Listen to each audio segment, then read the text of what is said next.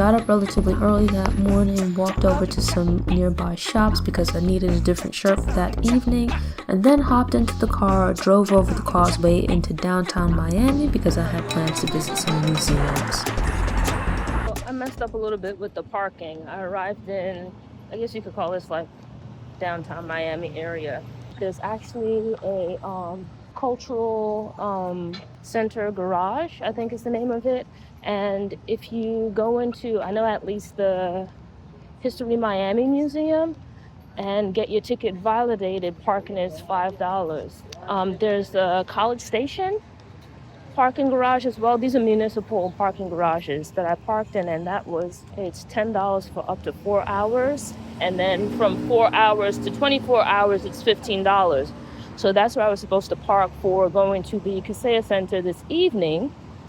And part of it was I was thinking maybe I might be able to just park there and you might have in and out privileges. It wasn't clear, but fortunately you don't. So with that, I ended up spending about an extra $5. You know, it's not the end of the world, so, you know, I'll just make the best of it. But just learn from my mistake. Here today at the HistoryMiami Museum. So the museum starts off with a photography exhibit, black and white photographs over the years from the early days of Miami into the more recent past. Pretty cool. I love black and white photography, so to see sort of not exactly a timeline, but snapshots from various moments in Miami's history is pretty interesting. You then move into the galleries, and from there, there's a small exhibit about Audubon and like Audubon's birds. Quite pretty to see in person, actually. Like if you were to get prints of them and you were like into birds, or even just like really pretty birds might look nice hanging on your wall. So something I'll probably look into, just, you know, some different kind of art. Something that I think is pretty cool is there's sort of a transition between the galleries. This wall that you see behind me, which is sort of like graffiti, and then if you think of that, if you think of like postcards, when you see like this Miami graphic here, but then mixed in you have like these other illustrations that like represent Miami. So I think it's pretty cool. Like you could kind of think of it as graffiti. That might not be the right description, but I think it's cool. It's kind of like these, like a mural, but if you think of it, it looks like there's like tiers. So you've got like layers and layers, and you know, it's like different scenes and snapshots from Miami, what represents Miami. And as you expect with Miami, it's like nice, vibrant colors, very energetic. There's also an exhibit about the Whitman family, family of brothers, and their descendants who were based down here in South Florida and got into like real estate development, boat building, creating surfboards. I think one of them was like a horticulturalist, introduced some tropical fruits and whatnot into the South Florida area. So a lot of the things that South Florida, Miami in particular, has come to be known for, they've played a role in. With that, obviously, they had some success financially, but there's like Bow Harbor shops, which I haven't visited, but I feel like I might have driven by, or at least drove by the exit for it. In addition to that, you know, they were active with like different water sports, and I was looking at one of the hotels. They had a hotel which was Whitman at the Sea, and that seems like that was probably like in South Beach, in the area where I drove by last night, but not exactly sure which particular hotel it was, or if the hotel still stands. Pretty cool thing is they have a whole part of one of the galleries that's about like Native Americans or indigenous people. I believe that's the more appropriate term. And so here you can see this red section. It's sort of like a thatch roof hut, and it's about like the Seminoles. So their history, their traditions, their culture, but then also their interactions with European settlers and explorers. So it's like you get to see some of their cultural dress, you learn a little bit about their history. But what's actually pretty interesting is, and this is my ignorance, you hear about like the different, is tribes the right term? I don't think it is. Groups, let's say. And you have like the Creeks, you have the Seminoles, but what they break down at the entrance to the exhibit is that actually the Creeks were based in Georgia, but as European settlers pushed them west or started to take over their land, some of them ventured into Florida, which at the time was relatively uninhabited, pretty wild. And so they had their own like settlements and whatnot in Georgia, but in conflict with the Europeans, they moved. And the word Seminole actually comes from Cimarrones, which means inhabited or wild in Spanish. But they explain that because the indigenous people, they didn't have like the Spanish R in their language, or they weren't familiar with the Spanish R, that they pronounced it differently. So Cimarrones became Seminoles, and then in time became Seminole. So I like that kind of stuff, like little tidbits, things that you didn't know, how things developed. In terms of it, it's not the biggest, but it's a reasonably sized museum. I came here thinking that I'd be able to walk through it in like 20 minutes or so, which is what Google estimated the time at which most people spend here. But you could easily, if you read every placard, spend a good hour and a half, 2 hours here minimum. But what I found interesting was the part of the museum about the indigenous people, the Seminoles in particular. I thought that part of it was done actually quite well. But off in the corner, if you look behind me there, like where that light blue sign is, right about there, in that corner there, there's some information about slavery in Florida, in Spanish Florida in particular, and about the transatlantic slave trade, the triangular transatlantic slave trade. Now, in comparison to the rest of the museum, from what I've seen so far, if that's all there is, it's actually quite small, and it's still this. I find it ironic that it's still tucked off in the corner. All of the other exhibits are out in the open, but that exhibit, or that display, let's say, is tucked right there in the very corner, quite small in comparison to the other exhibits.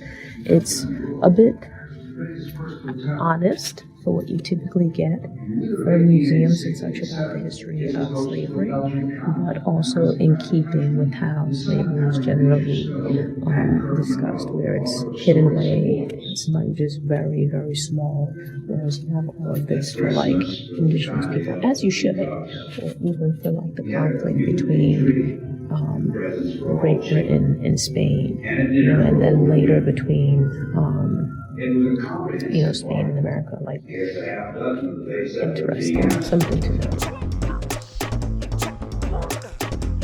You think of it in present, we have in New York what they call the snowbirds. These would be people that leave New York in particular, New York area, New York, New Jersey, pretty much the Northeast, and go down to Florida during the winter. So they spend the winter months down in the warm climate of Florida, especially in like South Florida, like the Miami area.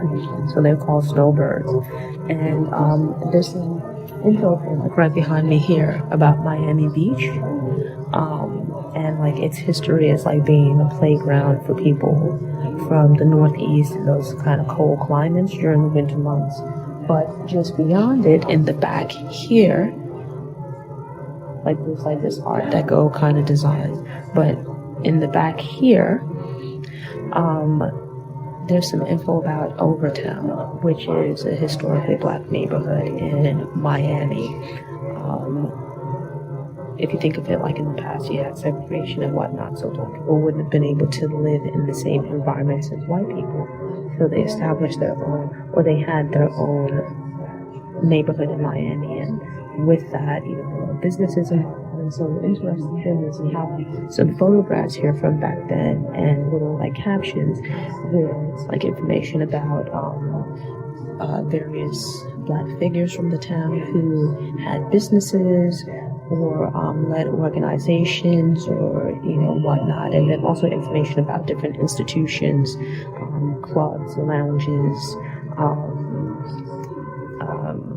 theaters and things like that in Overtown. So interesting. But again, if you look at it in comparison to the other parts of the museum, like the information thus far that I've seen about Black people is very small in comparison.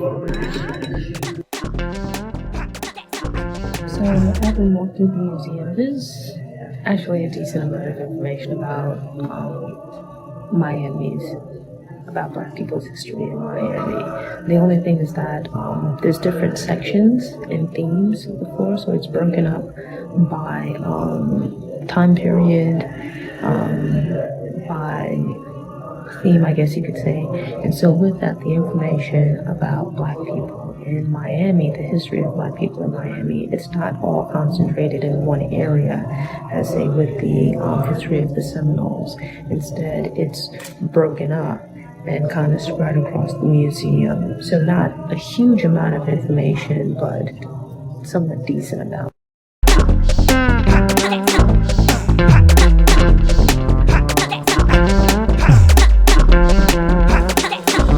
The museum is spread across two buildings. The first building that I visited, as well as the first floor of the second building, seem to house the permanent collection.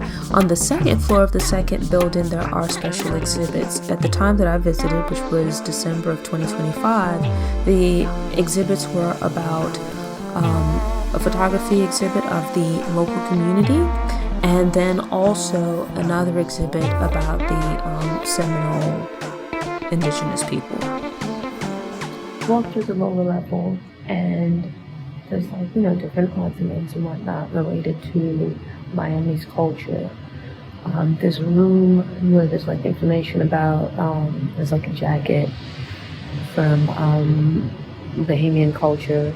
We have dominoes, which is part of Cuban culture. La Caja China, which is a box used for roasted whole pigs. And various little odds and ends. Here you have various types of memorabilia and whatnot. But the thing that stood out to me that caught my attention, and actually I initially walked past it, not really paying close attention, until I came and I read the placard, was this thing here behind me. And actually this is a raft. I walked by, I didn't even think of what it was. I thought it was some long ago thing. But it's a raft from 1994, where I think it said it was 7 people from Cuba got into this raft to come to America. It wasn't until I read the blurb about it. It's I don't even like regular boats. I'm not a boat person. I can maybe do a ferry, 15-20 minutes, and that's about it. Beyond that, I haven't been on a cruise. My family would love to go on a cruise. I'm not interested because I refuse to be on the ocean at night. Looking at this thing here, it's big cruise ship. I don't even want to get on. There's no way I'm getting on that. Absolutely not. Much less to spend 35 hours in that. And I don't really understand. Granted, I don't know a lot about boats, but looking at this, I don't even understand how this would stay afloat. Because it's canvas, which canvas can be water resistant, but I don't know, maybe they had it treated or something, and some wood, and you get this.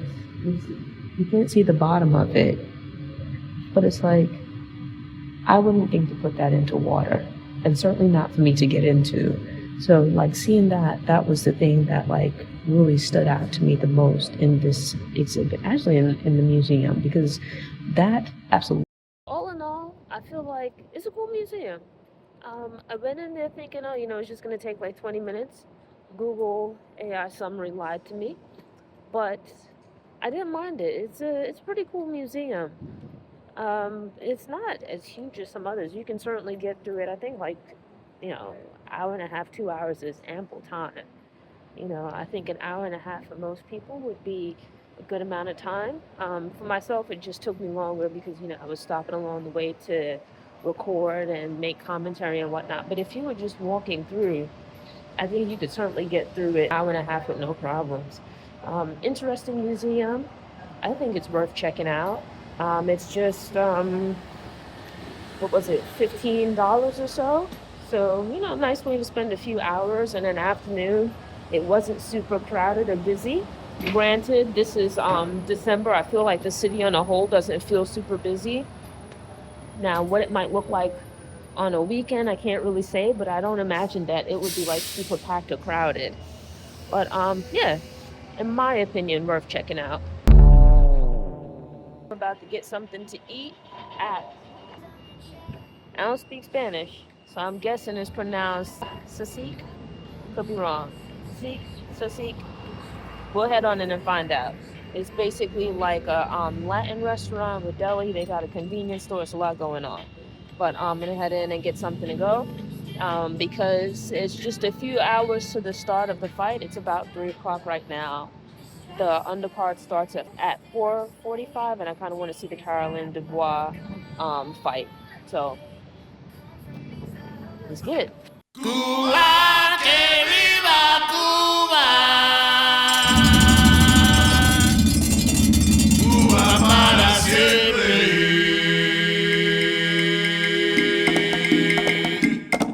Cuba, que viva Cuba. Cuba para siempre. Cuba para siempre. Got my food. Everything looks good. And you can't smell it, but it smells great. You can smell the onion. There's like a slight smell of vinegar, so I'm guessing that's probably on the pork.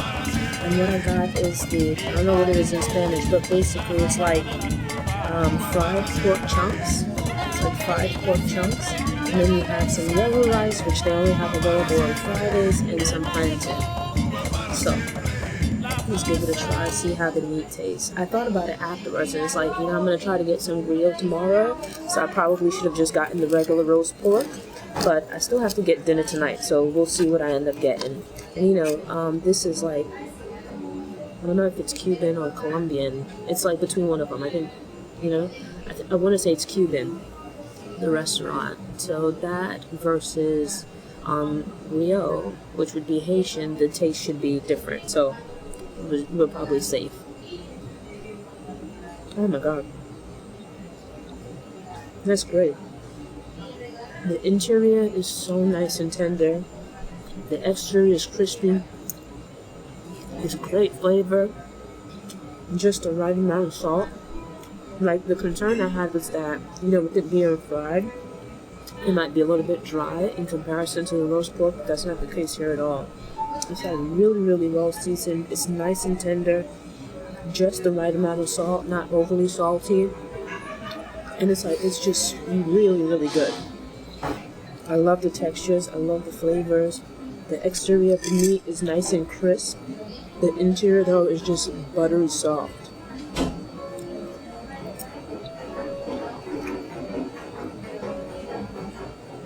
The rice is nice and fluffy and tender without being mushy. Not like a lot of strong flavors of that, but it's good. It's like it doesn't overpower or it doesn't compete. It doesn't compete with the pork for attention. Good. Give the onion a try.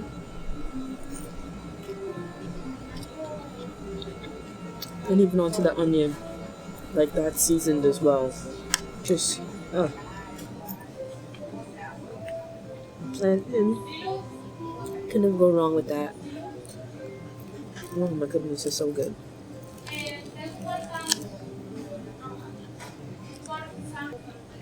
So good.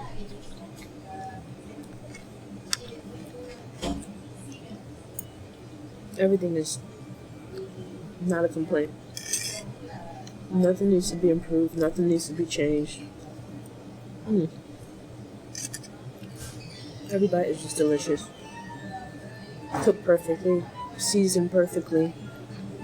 Textures are perfect. The flavors are perfect. No complaints. Absolutely none.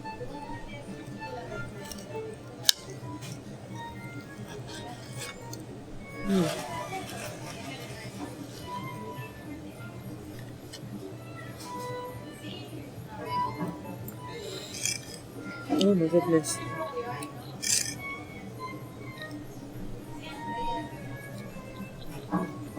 Absolutely incredible.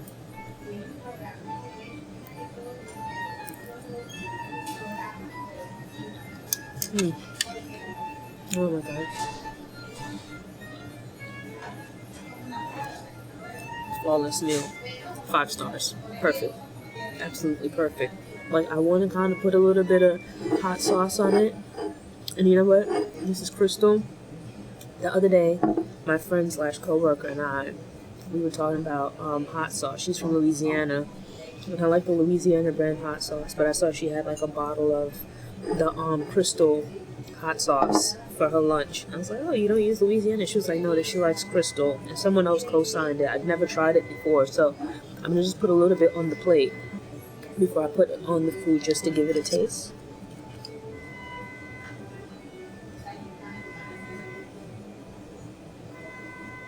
Because I find like in my house we do pepper sauce more than we do hot sauce. But for certain things, like I just like the convenience of hot sauce. But I find like certain brands, it can be like super vinegary, where it's like highly acidic and you taste it and it's like there's no flavor, there's no real spice to it. It's just pure acid.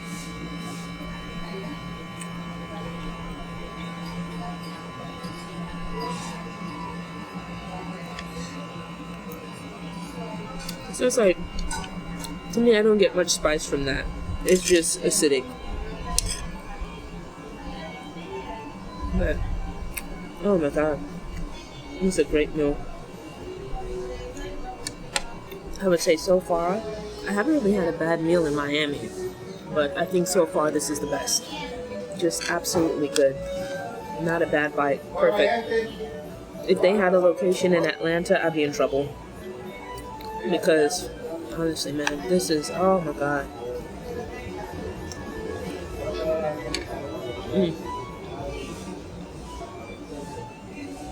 Perfect.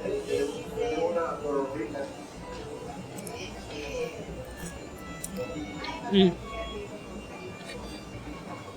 I'm glad that I made the decision. I was gonna like get the food to go. I was just gonna get a quick sandwich to go, but I looked and I was like, you know, I'm gonna push off going to the museum tomorrow because two of the museums I was considering, I decided, you know, I think I'm gonna skip them. So I'll have some more time tomorrow. And I was gonna just get like a sandwich and just take it back to the car and, you know, eat on my way back to the hotel or when I got back to the hotel. Even when I got here, I was gonna take the food to go, but I thought about it. It was like, you know, I don't have a microwave at the hotel, and to take it back there, it's probably gonna cool down a bit by the time I get there. Let me just, you know, I asked and they said, you know, the food will be ready in like 10 minutes or so. I'll just sit down and eat it really quick.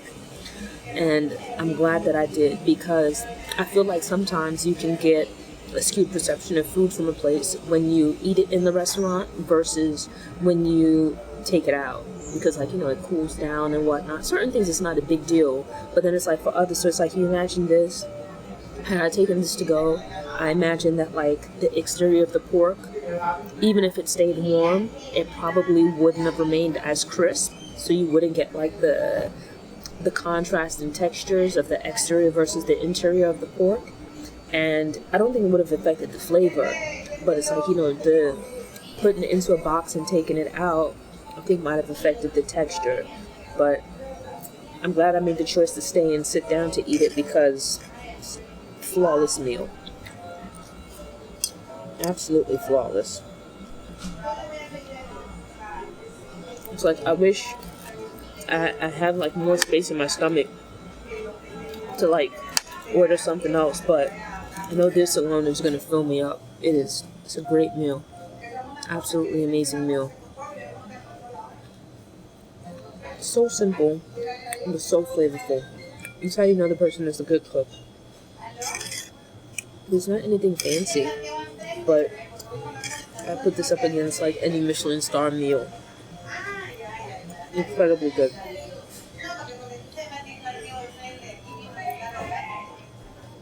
Everything on the plate is perfectly seasoned. Texture is perfect. It's like, I don't even really need the hot sauce, but I just like a little bit of heat.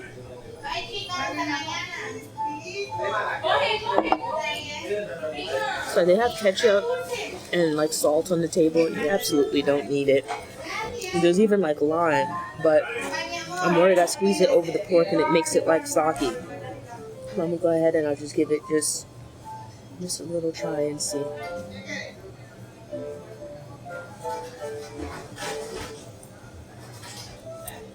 It's like, to think of it, since I've been living in Atlanta, I've had tacos and stuff like that, but I don't think I've had like really good Spanish food, as in Caribbean Spanish, like, you know, Dominican or Cuban or something like that, since I left New York. But man,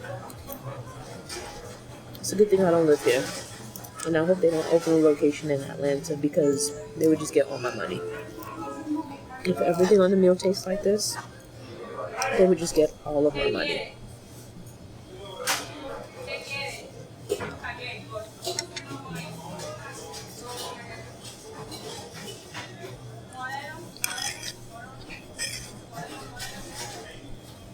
I can't explain it, but like, you taste the pork, and it kind of reminds me of like the fried chicken wings that you get from the Chinese store and Chinese restaurants in New York.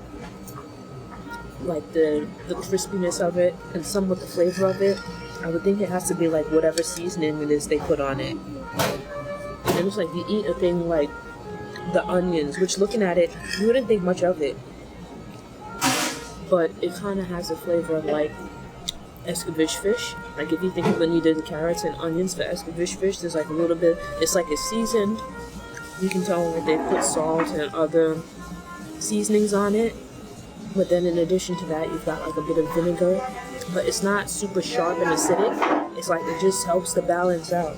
It's just like, you have the richness of the pork, the sweetness of the plantain, and then it's like a little bit of acid on the onion. It helps to cut through, and it makes for a very, very nice combination of flavors. It's like, just really great meal. The only thing I would add, and it's not even like a negative, it's just my personal preference, like a little tip of pepper on this, and I would just send it into overdrive. But it's like, it's not a big deal to not have it, because there's just so much flavor on the plate. But absolutely incredible meal. Simple, but so good. It's nicely salted without being salty, if that makes sense. It's like just the perfect amount of salt. I find sometimes, because I don't really cook with a lot of salt when I'm cooking, when I go out to restaurants, I find that sometimes the food can be a little bit salty for me. But this is perfect. And despite it being fried, it's not at all like heavy and greasy or anything like that. It's perfect. After a meal like this, it's not even heavy, but like, you just feel so happy and content. Like, I could just go lay down, take a nap, relax for the afternoon, but I've got some excitement going on later today, so I'm gonna finish up with this and head on out. It's time to go back to the hotel to get ready for the fight. Took a shower, got dressed, and headed back out to downtown Miami, where the Kaseya Center is located. It worked out because I passed by earlier in the day, so I had a good idea of where I was going, especially because I went back to the same parking garage, which was actually comparatively cheap in comparison to the parking garages or even parking at the stadium that would have easily been $40, $50 or so dollars. But it was pretty much smooth sailing getting to the venue and getting into the venue. Security told us that the main entrance was very crowded with people trying to get in, so they directed us to the side. While walking along the side, I happened to look over and saw there was like a little parking lot area. That'll come up later. So here at the Kaseya Center for the fight, about to head in. But if it's running on schedule, I should be just about on time for the main card. I watched some of the preliminaries while I was getting ready. So here, walking through, I'm about to try to find something to eat. A little bit spoiled having attended events that were the Falcons and Mercedes-Benz.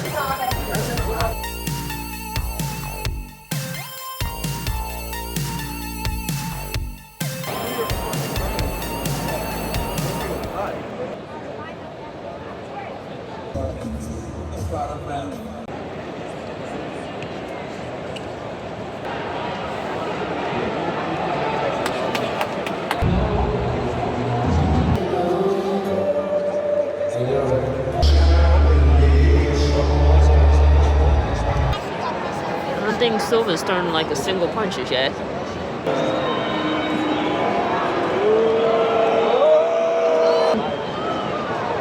Like, throw a punch. Usually the rest of the fight doesn't go like that because the first round was like, what is this? Neither one of them really threw punches. Really until the crowd started moving. So hopefully there's some kind of action in the second round. I get it like in the early rounds, you know, you might try to feel out your opponent, but it's 6 rounds. And you can't go like a whole round without throwing any punches. And it's like both of them. So let's see. Let's hope that it picks up.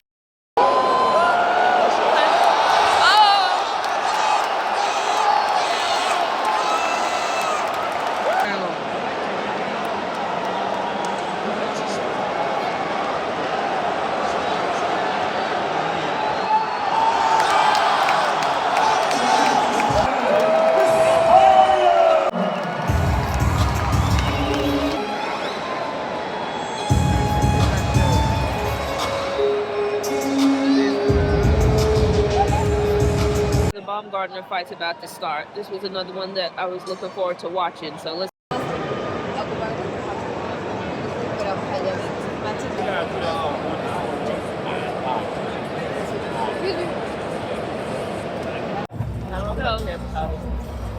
Second round just finished.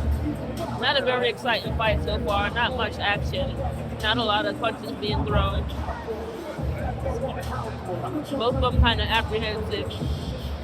Like with the Silva fight, you know, most fights in the early rounds, they'll try to feel each other out and whatnot, but it's like pretty much not a lot of anything going on right now.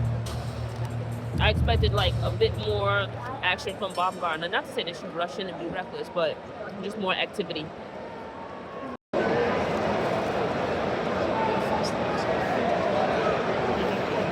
Some punches being thrown now, though. But still sparing. Nice.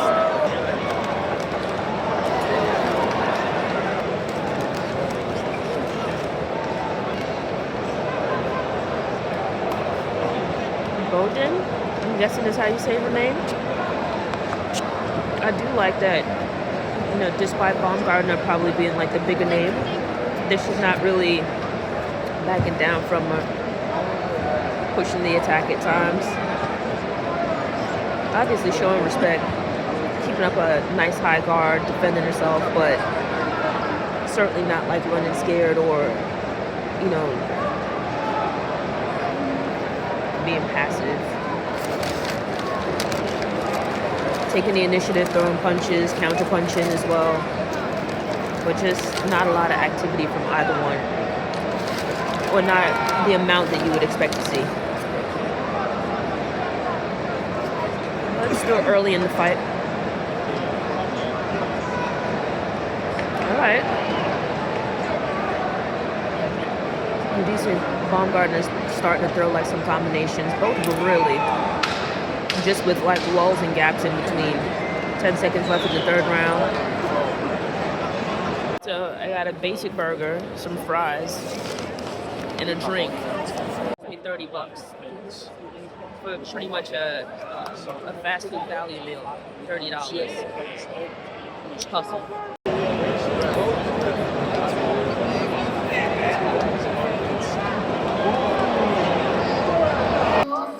I don't know, man. So far, not overly impressed. And this is like one of the fights that I was actually excited to see, but not much of anything right now. Still, what, seven rounds to go? So hopefully the pace picks up. I'm actually expecting a lot more from Baumgardner, but not seeing it quite yet. The Silva fight, that as well. It's not that I'm like very familiar with Silva, it's just, you know, from speaking to other people about it, I expected that to be an exciting fight. And granted, he did pick up the pace in the second round. You know, the fights so far haven't been that exciting from what I've seen.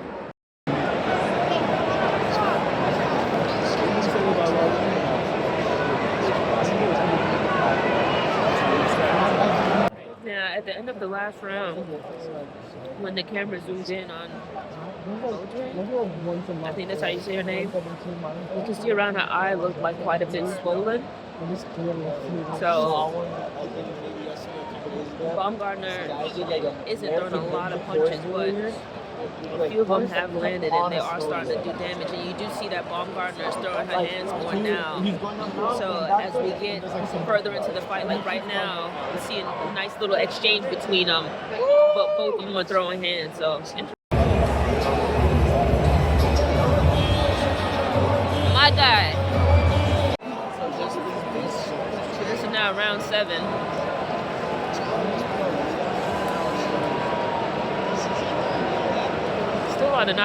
Still not a lot of punches being thrown.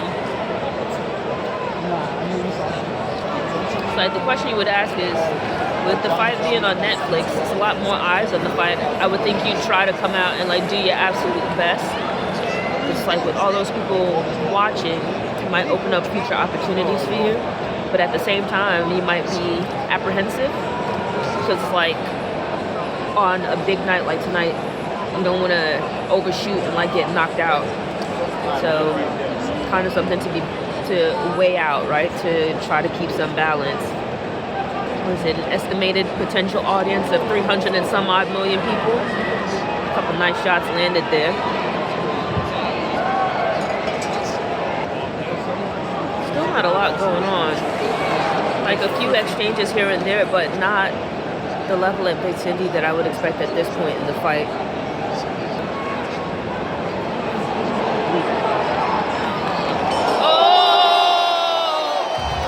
Night at the office. It's a slow-moving fight, but you can see Baumgardner starting to up the ante, throwing more combinations more regularly. It's like Bodine is returning fire, but really nice counterpunch from really nice counterpunch from Baumgardner. We saw Bodine go down. And it's like the combination of that along with like her eye is swollen up the left eye, but it doesn't look like she's cut or anything like that. At least I can't really see the right eye. But it's gonna be interesting to see how the fight goes from here. 8th round getting ready to start. Interesting to see if she comes out trying to get back, score for that last round. Because with that it's a knockdown. The action's starting to pick up now. Baumgardner's starting to come forward more, throwing more punches. But Bodine isn't backing down either, so action's starting to pick up. And this is kind of what I expected throughout the fight. More action along these lines. More punches being thrown, a bit more activity from both fighters. The fight is starting to pick up, but not quite making up for the really slow early rounds. Getting down to the end. At this point, scorecards are leaning towards Baumgardner, but I feel like the action still needs to pick up or be more consistent. Because like they've gone entire rounds without really throwing any punches. The 7th and the 8th round were pretty good. But pretty much a minute into the 9th round and not much has been thrown. It's going to be interesting to see at the end of the fight, like the number of punches thrown versus landed. It's not at all a one-sided fight, but just not enough activity, or the level of activity I would have expected. Nice. Odwin has the center of the ring for the most part. She's more pushing the action. A lot of holding, though.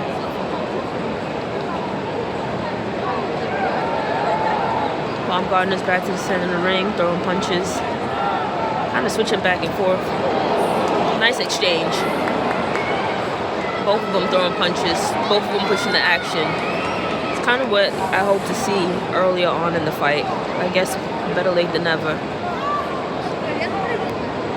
Nice combinations being thrown, lots of counter punching. So it turns out I was actually sitting in the wrong seats.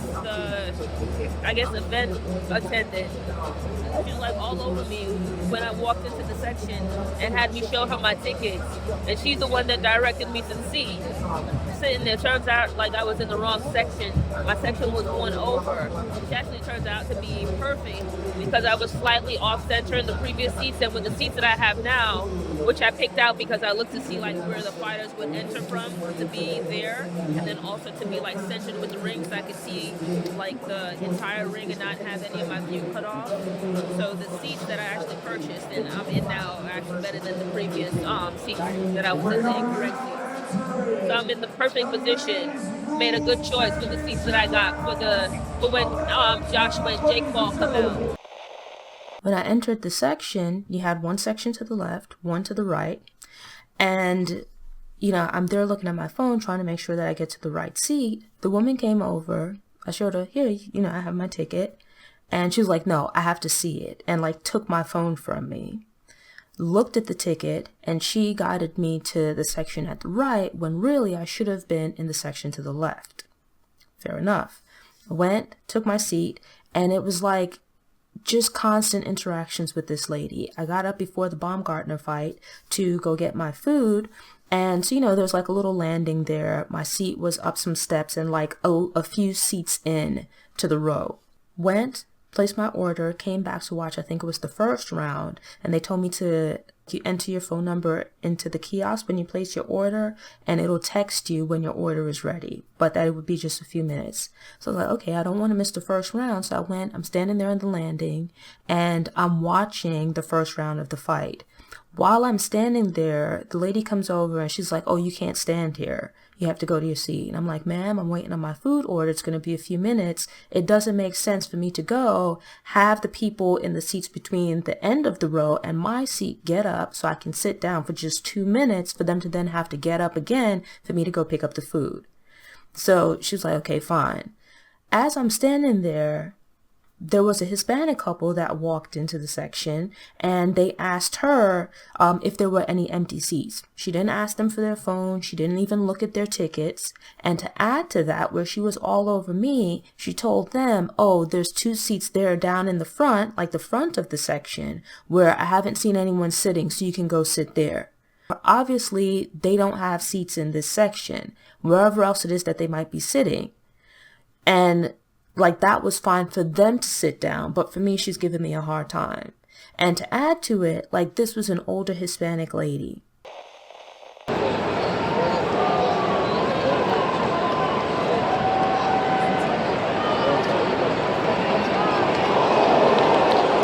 Looked like a solid hit on Baumgardner. My guy, Derek James. Final round to go. All right. Trading punches, making it count. So it actually picked up in the later half, like the second half of the fight. I would say from about like round 6 onward, it was pretty decent, but it was kind of the pacing, especially maybe the last, from like maybe round 7 on, that I expected throughout the fight. It wasn't just a matter of like, they were trying to pull each other out in the early rounds. It was more like nothing was being thrown, not at all. It's like once the action picked up though, it became pretty decent, but it's just, I don't know, like most fights, just a lot of apprehension. So it's like pretty much the first half of the fight, it wasn't much activity, just them kind of just circling each other. But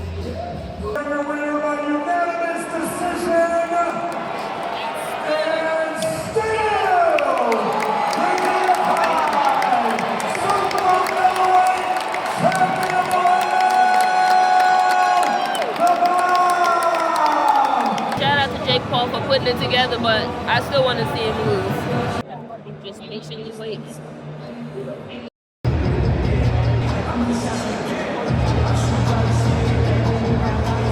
And so we begin. Let's get it. I'm hoping for a clear and unanimous win. My guy, victorious knockout.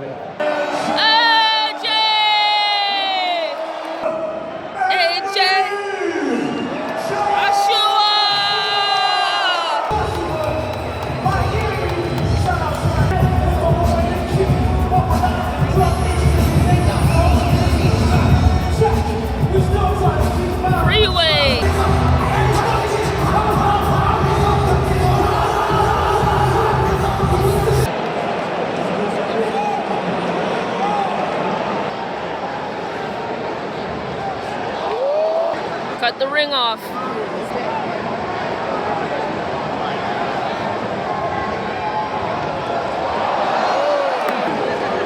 Throw some punches. Load up.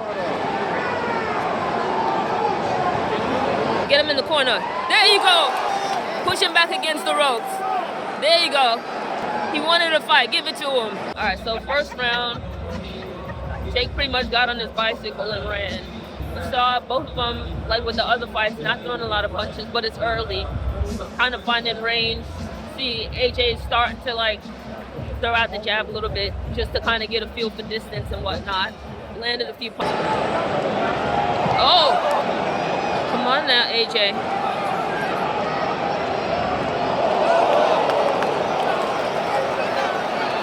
You just gonna run all night? Just look at the size difference with them wrapped up.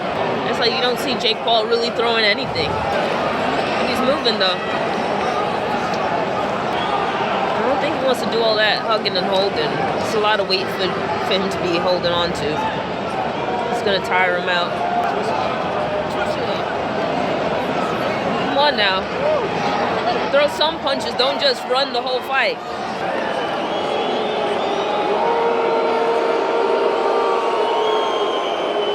Now, I thought this guy said that he was like on U6 level. A lot of talk leading up to the fight. What Mike Tyson say? Everyone's got a plan till they get punched in the mouth. Like you're in the ring now, and it's like all that talking about what you were gonna do. It's like, where is it? 2 rounds gone so far, only 6 left. I would have expected that you had more of a game plan beyond just running.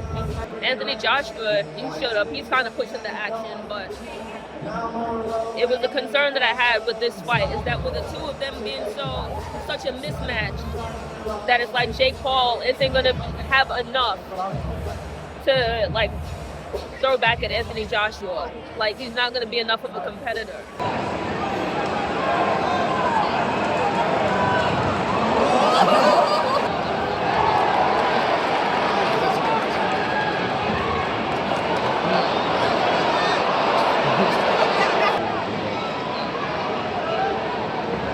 Okay.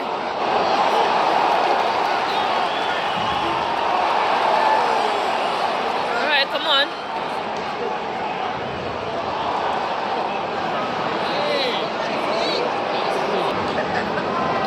Come on.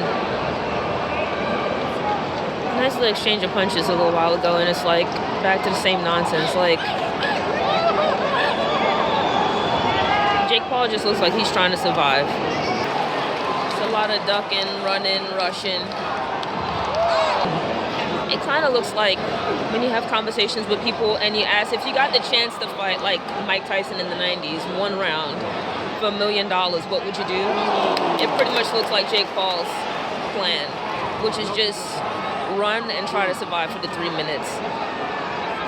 Throw like a Hail Mary punch every now and then and just hope that you survive.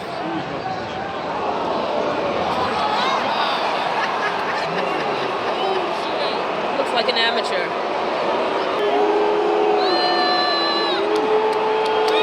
Get up! Come on now.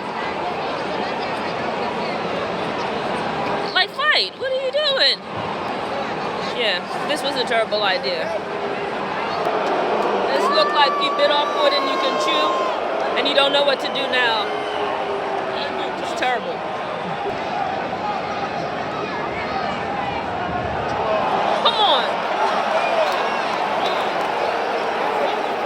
Get up. Looks tired. You wanted to fight. You got it. Come on. They're just eating up so much time on the clock.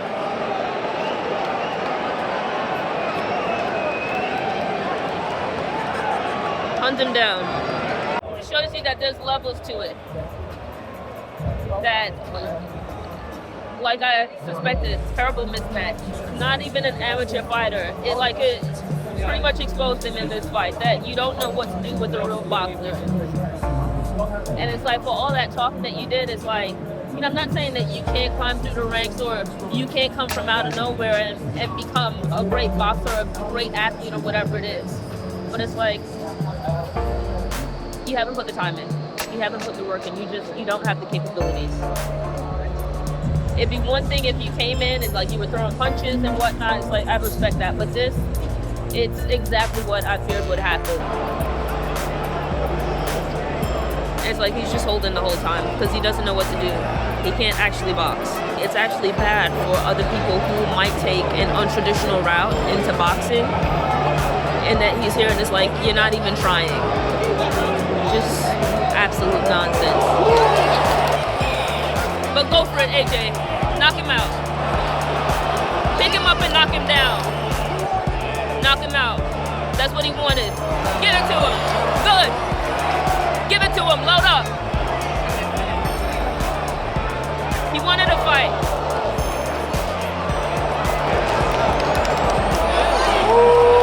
Good. Good. Good. Go for it. Go for it. Get him in the corner. Good. He wanted the fight. Give it to him. Good. You're facing an actual boxer. Go for it, AJ. Go. Go ahead. Cut off the ring. Back him in the corner. There you go. Uppercut. Hit him again. Get up. Get up. Come on. Go, AJ. There you go. Back in the corner again. There you go. Good. Hit him again. Back him in the corner. Cut off the ring. Back him up. Go. Yes. Good. Good. Good. My guy. My guy. The long term, like, this isn't the fight I wanted for AJ, but go ahead. He wanted it. He lost a fight last year, and it's like it's open season. Go ahead. Give it to him. He wanted a fight. You have people talk like, these guys aren't heavyweights. You gotta respect any boxer that gets into the ring. Like, you'll meet somebody that's gonna have your number on any given night. But just because another professional boxer beats you, that doesn't mean that some random can come along and beat you as well. So go ahead. He wanted a fight. He claimed to be as good as Usyk. There's levels.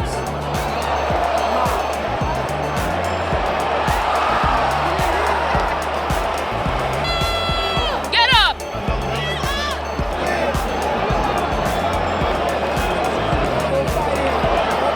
There you go. Good. Good. Knock him out.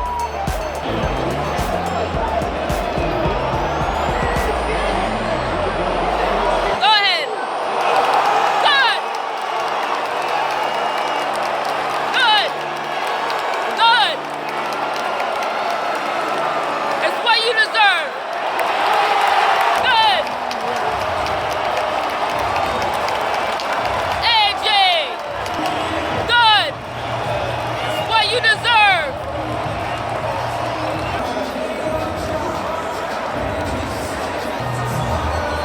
AJ.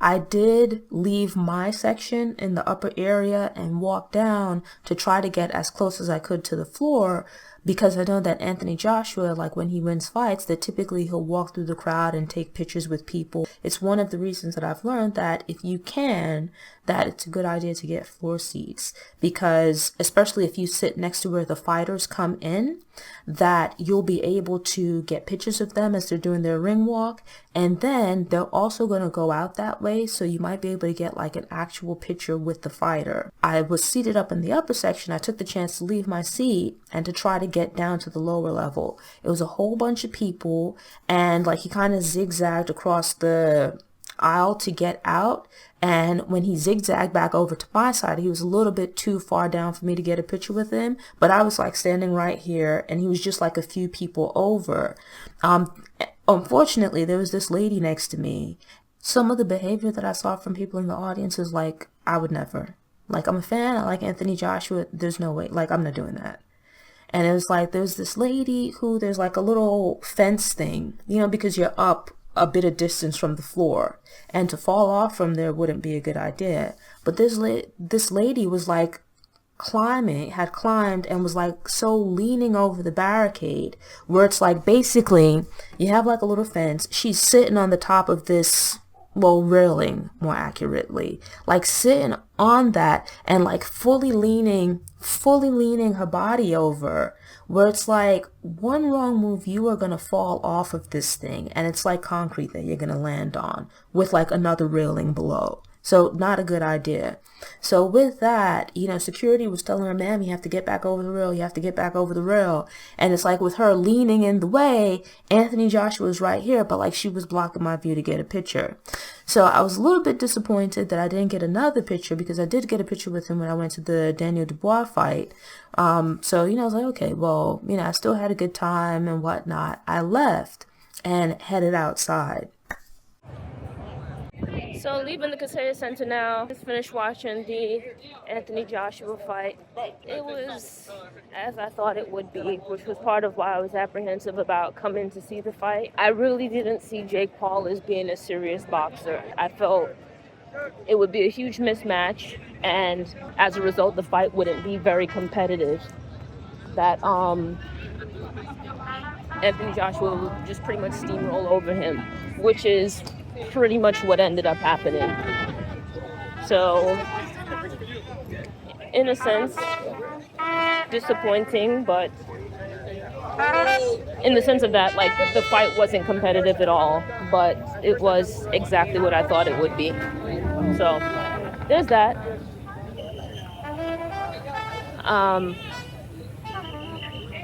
I feel like it was good for boxing, largely because I feel like Jake Paul has been making a mockery of it. You know, like, all due respect to what he's done for women's boxing, but, you know, as far as him considering himself a boxer, he's better off, like, trying to work as a promoter, like, promoting boxing and continuing to build, like, women's boxing. But him himself as a boxer, I think, like, let that go. This should be the end of him. Not because he lost, you know, because it's like, if a boxer loses, that's not the end of the world. Like, if you're facing good competition, eventually, like, there's a good chance, let's not say eventually, but there's a good chance that you're going to meet someone that just has your number. You know, so taking a loss isn't the issue. The problem with Jake Paul is that he's just not a good boxer, you know, and I feel like him fighting other, like, actual legitimate boxers, it just shows that there's levels to it.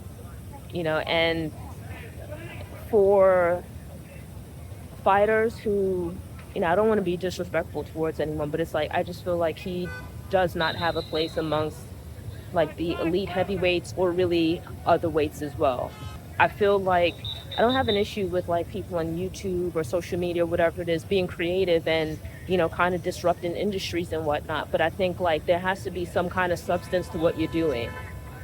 And I feel like with him, it's a lot of hype and not real capabilities. So, you know, it ended the way I thought it would. If you recall, I had a clip where I was walking into the venue, that I didn't come in through the main entrance, but through one of the side entrances. Had to go up like 2 sets of steps.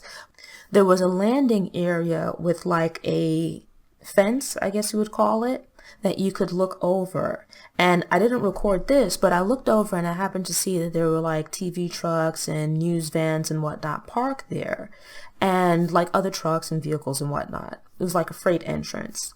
And what I realized in looking over was, hey, that when I looked at the press conference for the announcement of the fight, it showed that after the press conference that Anthony Joshua exited out this way. There was like this white gate, and he walked over to the gate and like reached over to sign autographs and shake people's hands and spent a little bit of time speaking with like fans that were gathered there.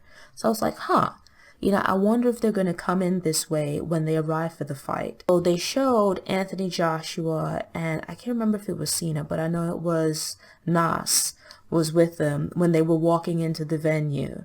And, you know, you saw them in like the camo gear walking through, and I saw like they came in from that area. So I was like, okay, when the fight is over, I'm going to go see if I can try to get some pictures with people. When I got to the corner, I was going to head back to my car, but I was like, you know what? When I went to the Daniel Dubois fight, when I was leaving the venue, there was like a VIP exit. I saw the videos later on where the vehicles were entering, where they came in on like the left side of the Kaseya Center, which I drove by. I didn't think to go to that side. Instead, I went to the other area where I saw the news vans and where I saw Anthony Joshua come in. And while I was walking to that area, I saw some of his friends who I know from like seeing on his social media over the years, and that I'd seen at some of his other fights, and spoken to. His friends and family members are very, very nice. Don't bother him if you see him, just say hello.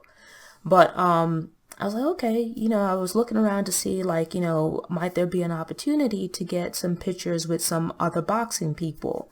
The setup was a little bit different here, where they probably exited out on the other side, but I went to the right of the venue and I saw like a small crowd gathered, and remembered that that was where I had passed on my way in, and that's where I saw him come in to enter for the fight, and also where I feel he entered for the fight. And it's also where I saw he exited out from after the press conference. So I walked over and there was a small group gathered.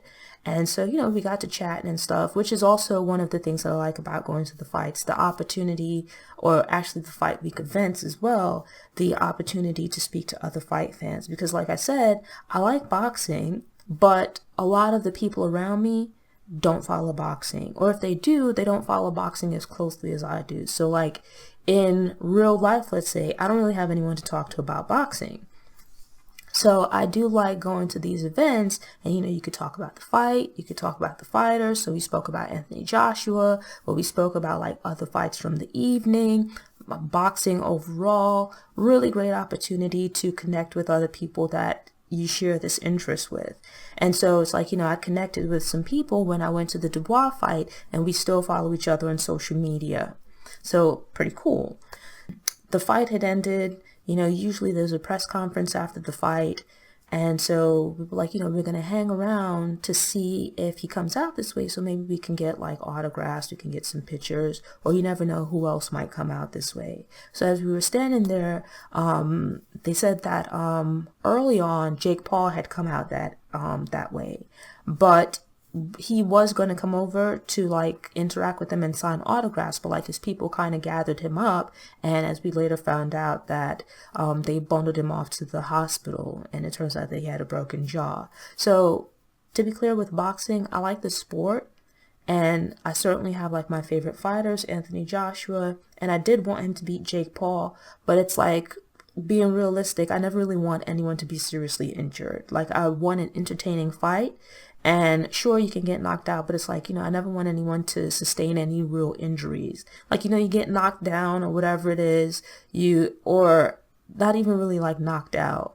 It's like, you're down, the fight is over, it's exciting and thrilling, but ultimately I want everyone to be able to walk away from the fight with the faculties intact and in good health. Like, you never want to see anyone die in the ring or be seriously injured or sustain any injuries that are going to be with them for the rest of their life. So with that, I did think it was unfortunate that Jake Paul's jaw was broken. Like, I wanted him to lose, but, I wasn't like wishing ill will or anything on him. Like, I didn't want him to die or to be seriously injured just to lose the fight. But we figured that if we stood around there, that Anthony Joshua would probably also come out that way. We didn't really see many, if any, other fighters from earlier in the night coming out that way, or even other like VIP people like commentators or media people or whatever. But part of that is maybe the fighters, because their fights had been over for some time now. But even with media, the press conference was going on, but even for some time after that, we didn't really see any notable people coming out that way. It was like, just the regular comings and goings of the venue. After probably an hour or so of waiting, we were chatting amongst ourselves, which was pretty cool. I was starting to get tired and I did want to leave, but we were all encouraging each other, like, like just stay, and we'll stay until 1 o'clock, we'll stay until 2. And I want to say maybe sometime after 2 or so, the press conference was over at that time. And while standing there, Eddie Hearn came out, and he came over, he said hello. I'd met him a few times before at the previous fights and fight events. He's like pretty gracious, very kind. At least nice enough to like take pictures with fans and whatnot and to chat a little bit. And so he told us, just hang around for a little bit longer. Anthony will be out in a bit. And so we stuck around, and a little bit after that, Anthony Joshua's current trainer came out. He chatted with us for a little bit. He was also very kind and friendly. One of the commentators from like the promotional content leading up to the fight came out. I want to say, I can't remember her first name, but I think her last name is like Taylor, or part of her name is Taylor. And she was very kind, very gracious as well. And that's one of the things that I actually find pretty ironic about boxing, is that it's this pretty brutal sport, but generally speaking, most of the people that I've met who are associated with boxing, either the boxers, the commentators, be it YouTube or traditional media personalities, like they're all very gracious, very kind, like, genuinely nice people. And so it was like a cool little vibe, even onto like the other fight fans, like they were nice as well, and it's been a consistent experience across the various events that I've attended. So a bit later, after the trainer came out, Anthony Joshua then came out, and that just took the experience to an even higher level. Hey! Come round. I'm gonna come round. All right. Let me come round. Okay. Can you sign this, please? What's going on? It's my third fight. I came to see you twice in England. We did it, Let me see y'all. a picture that you took with him in London. So right now it's after like 2 in the morning. I was about to leave. I was tired, but I'm glad that I waited because he came out, chatted him up and everything, shook my hand for coming to the fights. So that's my guy. So I waited. I'm tired, but I waited. He's gonna come around and we'll take pictures. My brother, get a picture real quick. Don't be on me. Don't be my brother. Boom. Yeah, hold on. Me and my guy, AJ, Anthony Joshua. Back again. Third fight. Back again. Here in the U.S.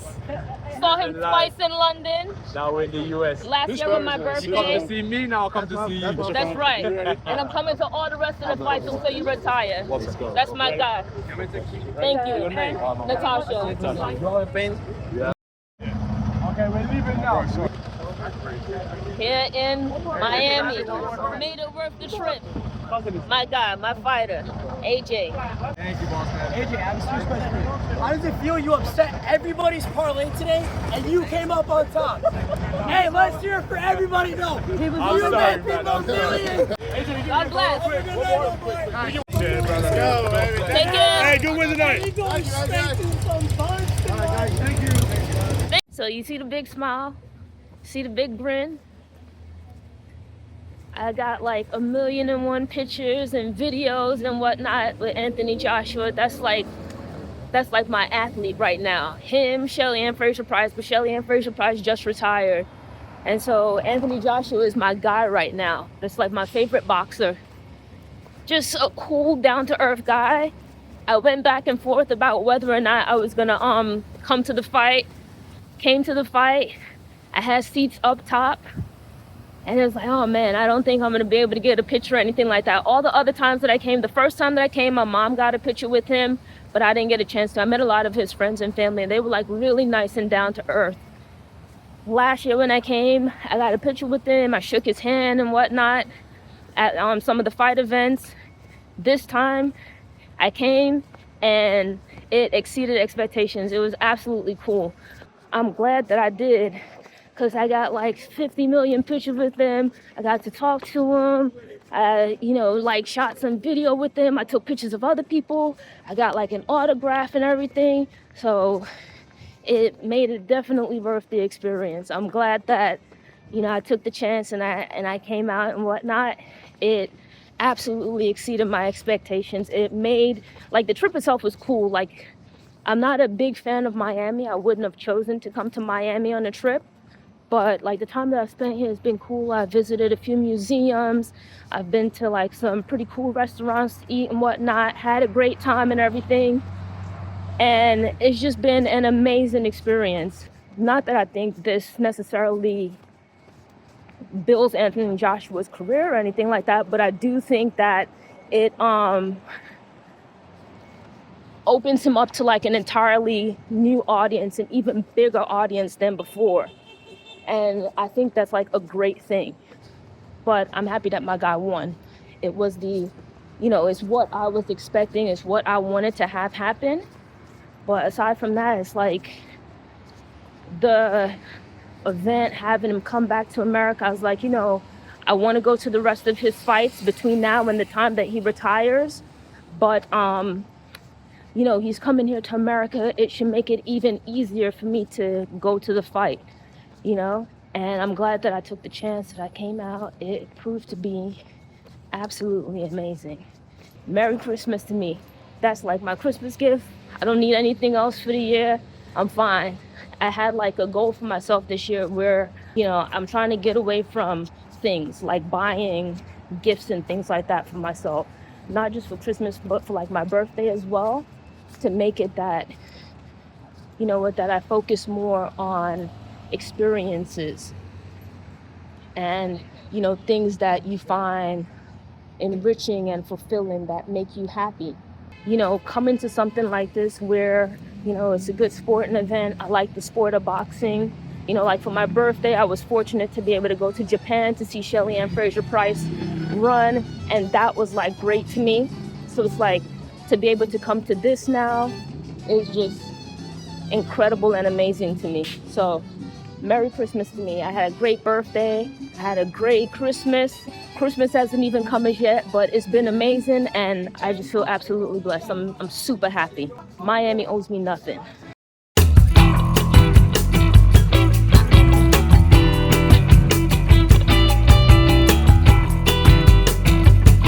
Thanks for tuning in. To ensure you don't miss any episodes, subscribe to the channel, click the notification bell, go ahead and hit that thumbs up button if you like what you saw, and go ahead and share it on social media.